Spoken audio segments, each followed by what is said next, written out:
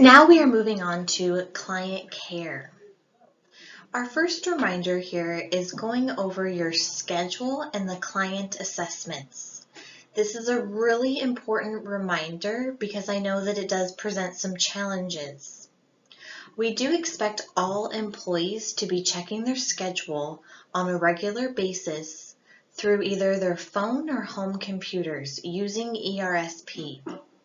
If you were recently hired, you probably have a packet that goes through step-by-step how to navigate ERSP.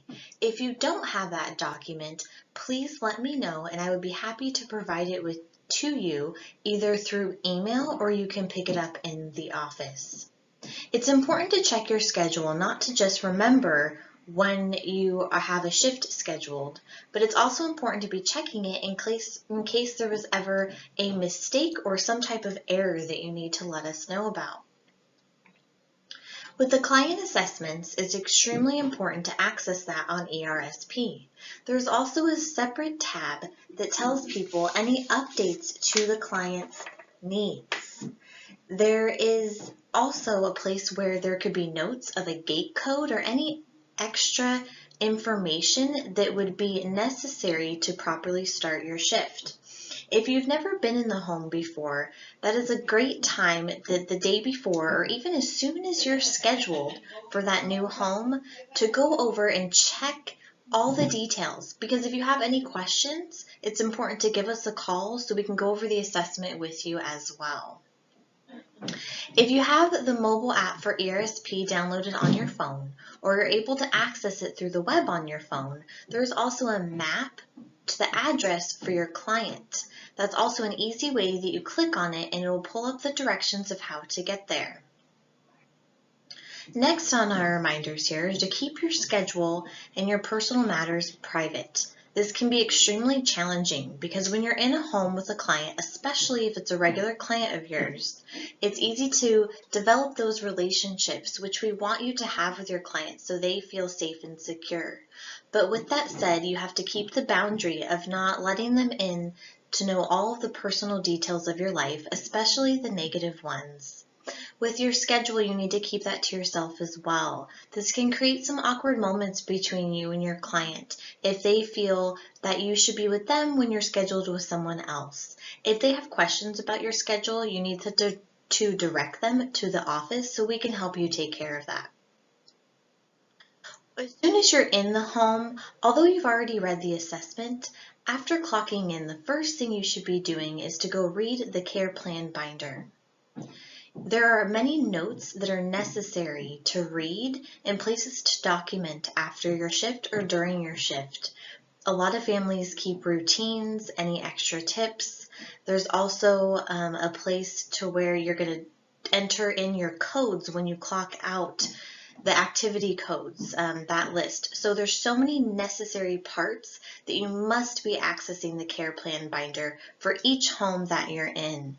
If you have a hard time locating the care plan binder, please give us a call at the office. For client care, one of our last reminders here is about being safe. This is for you and your client.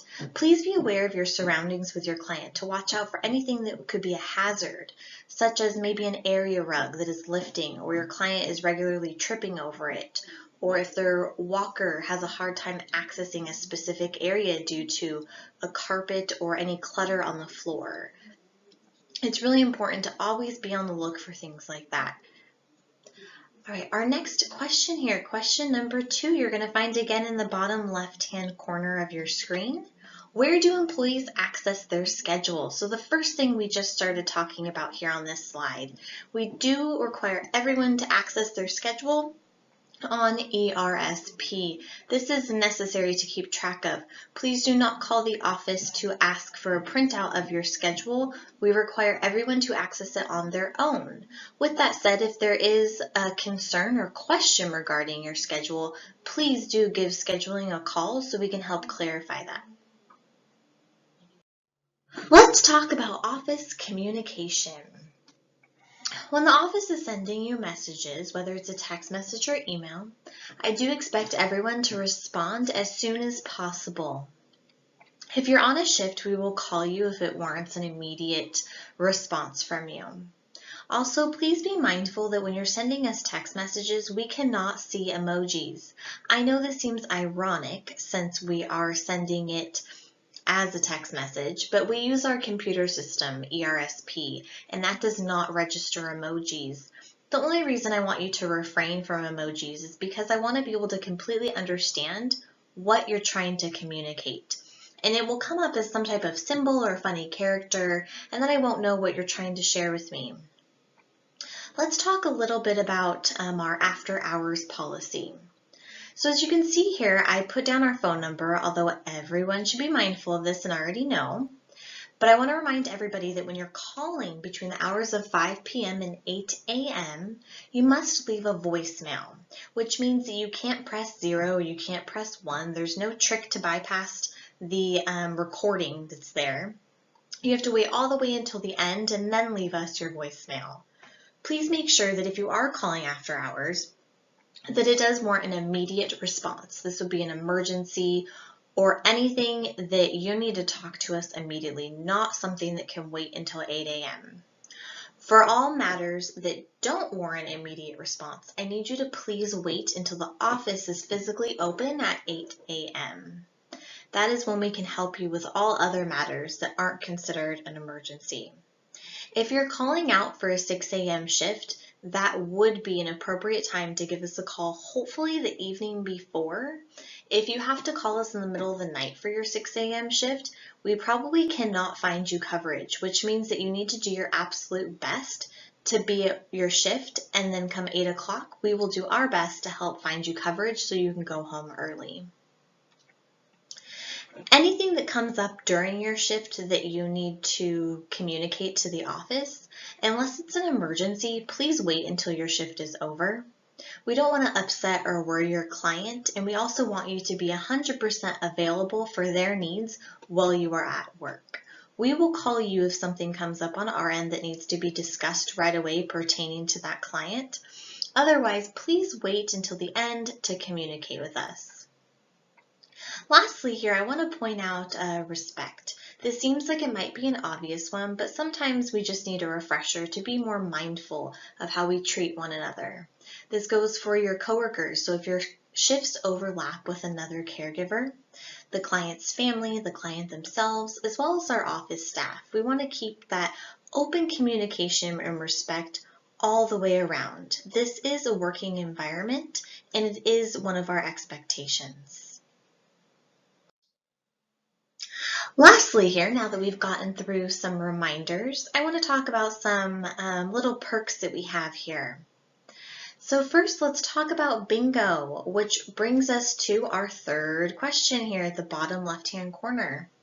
How is everyone liking bingo? So that will be your last question that you'll be answering in that email to me. I recently started up bingo again, and I really hope it's going well. I hear that we have a few people who are already close to being winners. We will regularly be doing bingo approximately every 2 months. So make sure you are on the lookout for your bingo card. When I send out the text messages of a new game starting or a number being called, if you don't have your card, make sure you contact me right away.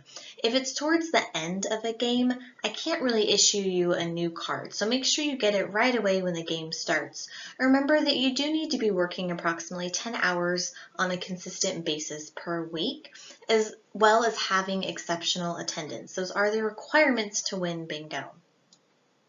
We've always been doing Caregiver of the Quarter for quite some time now, but we recently just implemented Caregiver of the Month, which is, I think, a great way to try and acknowledge even more employees on a regular basis. We have so many great caregivers, and I want to make sure that everyone knows how appreciated they are. So at the end of every month, be on the lookout for a message to come through about who is Caregiver of the Month.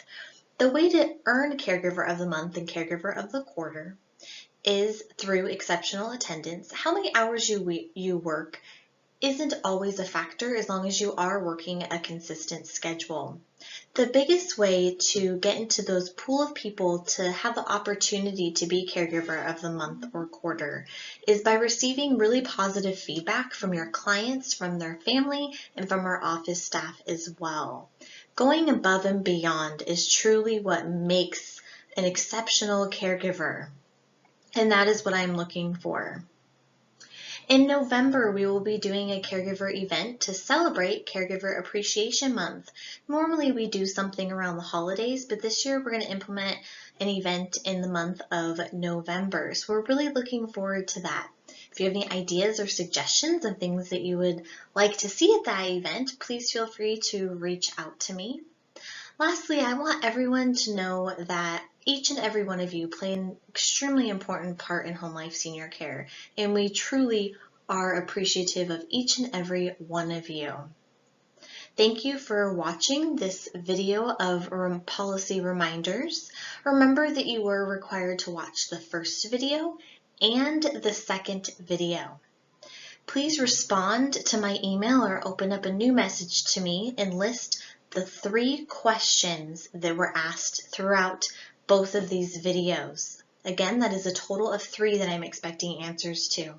Once I receive that email, I will let payroll know, and depending on what the date falls out of when you've watched this video, you will be compensated in the next pay period for 30 minutes of your time.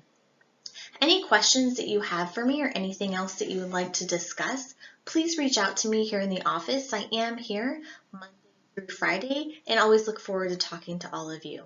Have a great day.